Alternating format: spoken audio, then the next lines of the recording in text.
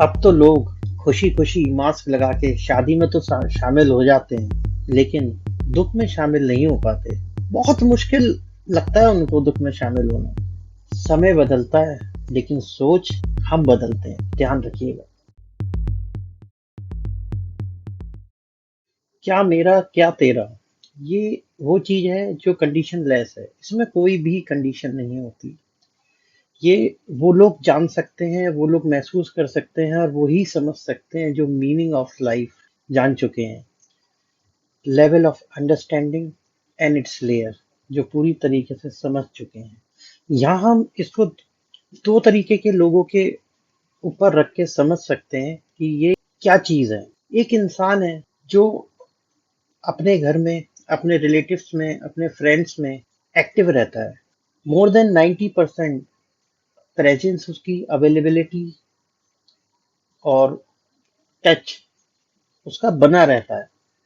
और लोग भी उसको ही ज्यादातर जानते हैं, पहचानते हैं। कोई भी काम होता है तो उसको बोलने में थोड़ा सा हेजिटेट कम करते हैं, और उसको भी ये काम करने में मजा आता है। उसको कोई फर्क नहीं पड़ता है, क्योंकि उसके बैक ऑफ द माइंड कुछ ऐसा चल नहीं रहा कि उसको किसी चीज की एक्सपेक्टेशन है या बदले की भावना है कुछ करने से। क्या उसको सामने वाला करेगा?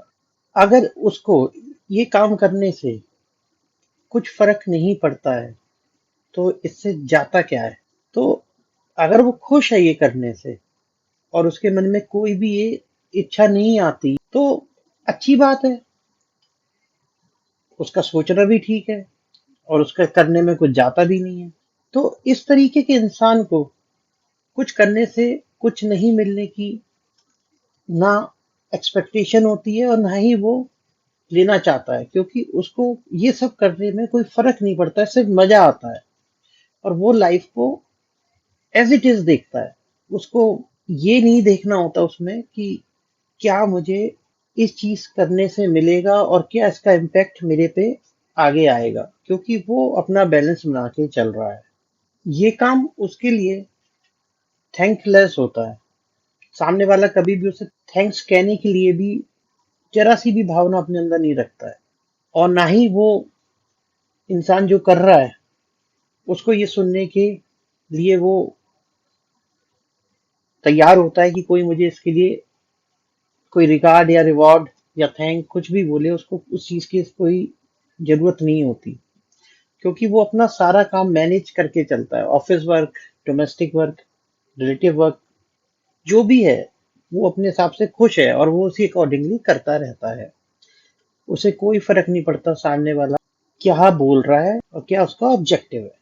और दूसरी तरफ, आप अगर अपनों से कट ऑफ होते हो, अपनों के लिए बहुत ज्यादा आप कोई स्टैंड पॉइंट नहीं लेते हो, और आप दूसरों के लिए हेल्प, चैरिटी, बाहर वालों के लिए खड़े होते हो या करते हो, और आपको अच्छा लगता है, जो कि करना भी चाहिए हर इंसान को, इसमें कोई गलत बात नहीं है।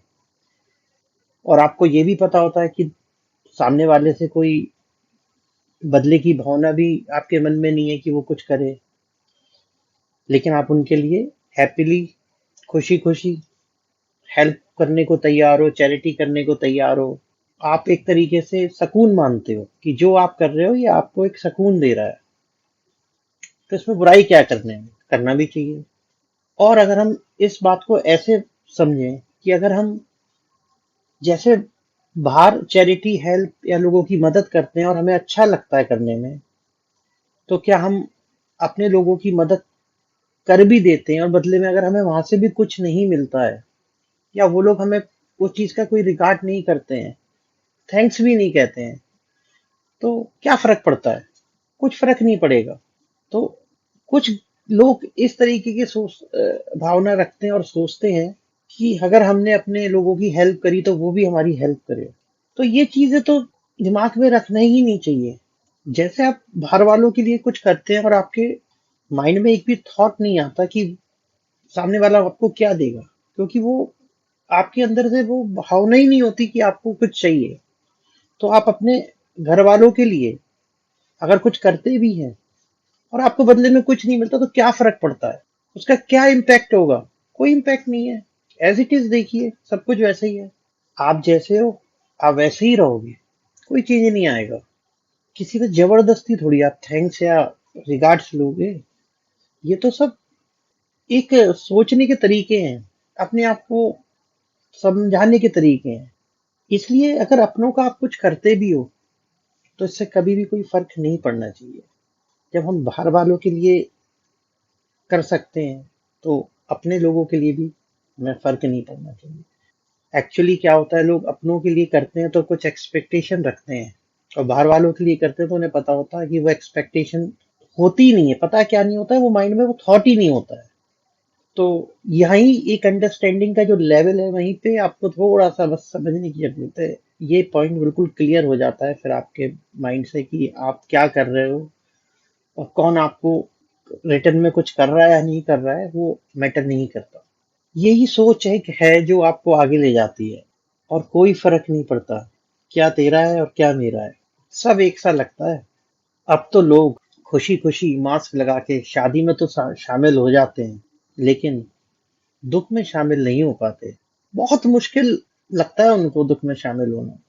समय बदलता है, लेकिन सोच हम बदलते हैं। ध्यान रखिएगा।